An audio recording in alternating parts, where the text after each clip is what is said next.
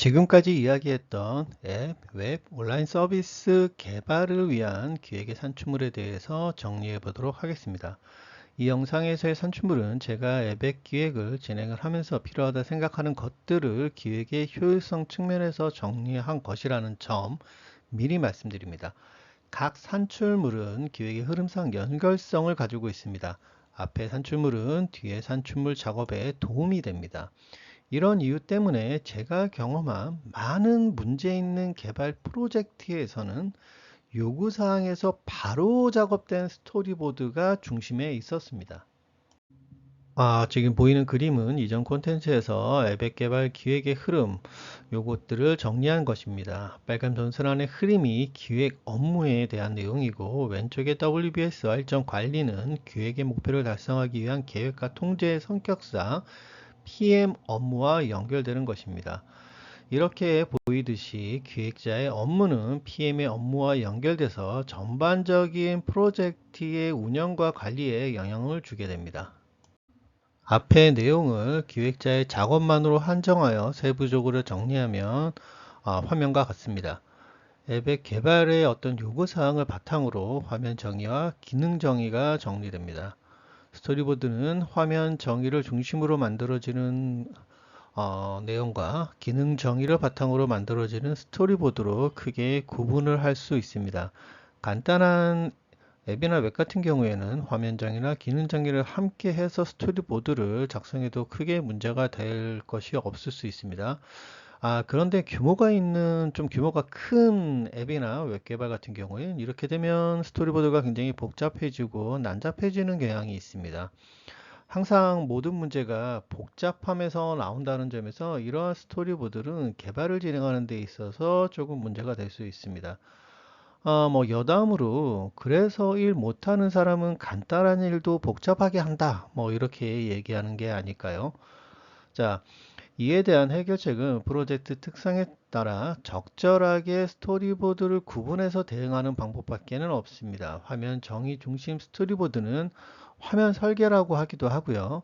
주로 앱이나 웹 카테고리 형식으로 웹 에이전시 기획자의 산출물로 많이 생산되는 경향이 있습니다. 기능 정의 중심 스토리보드는 기능 설계라고 하기도 합니다. 주로 기능 프로세스 형식으로 SI 기획자의 산출물로 주로 생산이 되기도 합니다.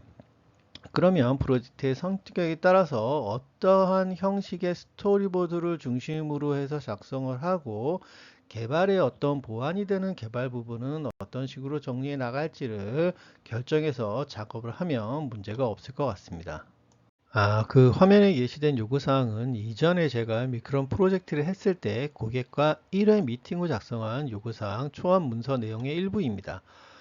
밀크럼 프로젝트가 구정 전에 고객 미팅이 있었고 이후 구정 후 고객 PO가 퇴사함으로써 중단되고 그동안 작성했던 문서를 전달하고 종료된 프로젝트였습니다. 그러므로 충분한 요구사항 자료를 받은 것도 아니고 단지 처음 미팅 한 번과 그때까지 고객이 정리한 자료를 받아서 제가 진행사항, 요구사항 부분들을 향후에 진행할 요구사항 부분들에 맞춰서 포맷을 잡은 초안이라고 할 수 있습니다.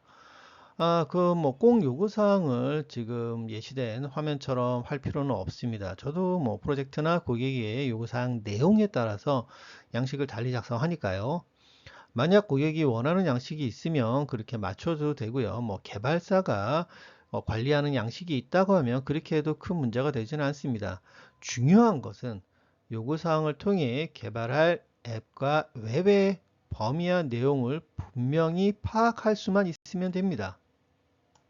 밀크램 프로젝트에서 저의 경우 요구사항을 정리한 후 이를 바탕으로 고객이 이야기했던 밀크런 시스템의 전체 프로세스를 설계하였습니다.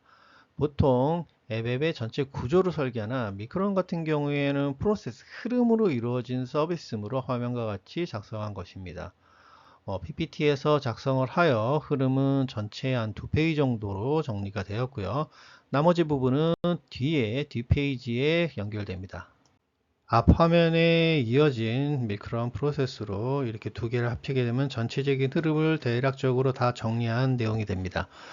보안 관계로 상세 내용은 삭제했고요.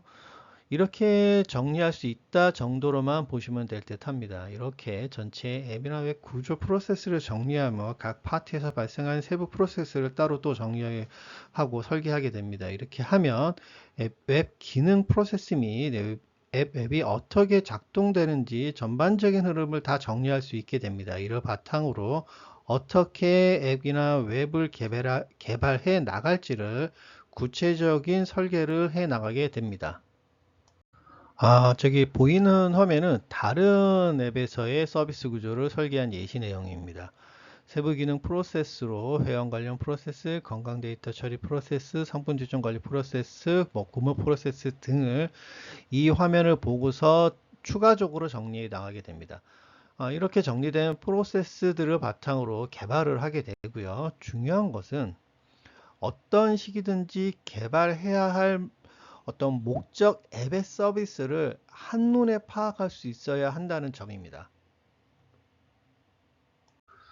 자, 지금 앞에서 본 앱 구조나 프로세스 설계는 작업의 난이도가 있는 것입니다. 그래서 기획자에 따라서는 이를 하지 않고 요구사항에서 바로 기능 정의 작업으로 넘어갈 수도 있습니다. 일단 기획을 잘하는 기본은 잘 할 수 없으면 하지 않는 것입니다. 즉 잘하는 거에 집중하는 것이죠. 잘못하는 부분들을 억지로 하게 되면 오히려 개발자를 헷갈리게 할 수도 있습니다. 때로는 개발 프로젝트 현장에서는 주로 그럴듯한 산출물 제출을 위해서 그냥 멋으로 작업을 하기도 합니다. 이러한 것들은 실개발 문서와 산출물 제출을 위한 문서는 따로 관리해서 혼란을 피해야 합니다. 보통 기획자는 정리된 요구사항을 바탕으로 해서 기능 정의를 정리하게 되는데요. 양식도 꼭 화면처럼 할 필요는 없고요. 위 양식도 제가 미크론 프로젝트를 하면서 미크론에 맞게끔 제가 작성을 한 것이고요. 또 다른 프로젝트는 이거와 다르게 또 작성을 하기도 합니다. 만약에 어떤 그 프로젝트 참여한 프로젝트에서 요구하는 양식이 있다면 그거대로 맞춰서 하면 되고요. 중요한 것은 개발의 이번 프로젝트에서 어떤 기능을 개발할 것인지, 이 기능을 어떻게 개발을 해야 되는 것인지, 어떤 조건 하에 개발해야 될 것인지를 정확히 파악할 수 있도록 내용이 들어있기만 하면 됩니다. 모호한 기능 정의와 개발 중 좀 무리한 기능 변경은 상황에 따라서 앱의 에러 가능성을 높이는 도화선이 됩니다. 앱이나 웹 개발 같은 특히 기능이나 데이터 등 시스템 개발은 상호 영향을 주고받기에 단지 화면의 한 디자인을 바꾸는 거하고는 좀 다릅니다. 화면 디자인도 쉽게 수정할 수 있는 부분도 있지만 이게 수정을 해버리면 전체 화면 밸런스나 톤 앤 매너 아이덴티티를 붕괴시키는 영향을 미치는 수정도 있을 수 있습니다. 프로그램의 경우에는 이런 프로그램의 상호 영향성 때문에 문제가 생길 가능성이 더 크다는 점. 그렇기 때문에 기능 정의도 좀 더 디테일하고 상세하게 진행 작업이 돼야 된다는 점을 꼭 고려해야 합니다. 화면 정의는 사용자가 앱이나 웹을 이용하면서 보게 되는 전체 화면에 대한 정의를 의미합니다. 그래서 depth는 론칭된 앱이나 웹의 화면 카테고리가 됩니다. 이 화면 정의는 화면 설계 문서의 기준이 되고요. 화면 설계 작업 기획자가 이 화면 정의 문서만으로 스토리보드를 작업할 수 있도록 작성되어야 합니다. 디자인적 부분이나 따라야 하는 UI 또는 화면 구조에 대한 정의가 있다면 따로 와이어프레임이나 가이드 디자인 문서를 작성할 수 있습니다. 이는 앞서 기능 정의 때 기능 프로세스 문서를 작업하는 것과 비슷한 것이라고 생각하면 될 수 있고요. 이 또한 기획자 혼자로는 이러한 정확한 작업이 어려울 경우 함께 투입된 디자이너 또는 고객 기업의 디자인 팀과 협업을 하여 작성할 수 있습니다. 그러나 기본적으로 화면적인 문서는 기획자가 작성하는 게 맞습니다. 그리고 이후 스토리보드 작업할 기획자들은 이렇게 작성된 화면적인 문서를 가지고 작업을 할 수 있게끔 제공돼야 됩니다. 자, 화면은 스토리보드인데 이 양식도 정해진 것은 아닙니다. 단지 개발자가 내용을 쉽게 확인하고 작업할 수 있도록 그리고 또 버전 관리까지 될 수 있도록 만들어지면 됩니다. 화면 기능 번호를 통해 스토리보드만으로 부족한 설명 내용을 보완할 수 있고요. 앱의 개발 프로젝트를 하다 보면 스토리보드를 수정할 때가 상당히 많습니다. 이때 버전 관리가 되지 않는다 그러면 작업이 굉장히 혼란스럽게 됩니다. 게다가 규모가 커서 여러 기획자가 스토리보드를 작업하는 경우에는 버전에 따른 혼란이 더 커질 수 있습니다. 종종 기획자가 스토리보드를 작성하는데 화면만 그리고 설명을 적지 않는 경우도 있습니다. 그러면 개발자가 기획자의 의도를 정확하게 파악하기가 좀 쉽지가 않게 됩니다.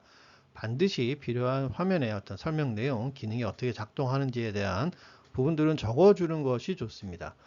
그리고 화면 경로를 적어주는 것은 스토리보드의 페이지가 많거나 여러 기획자가 작업하는 경우 누락과 겹치는 그런 중복의 어떤 문제를 줄이는 데 도움이 됩니다.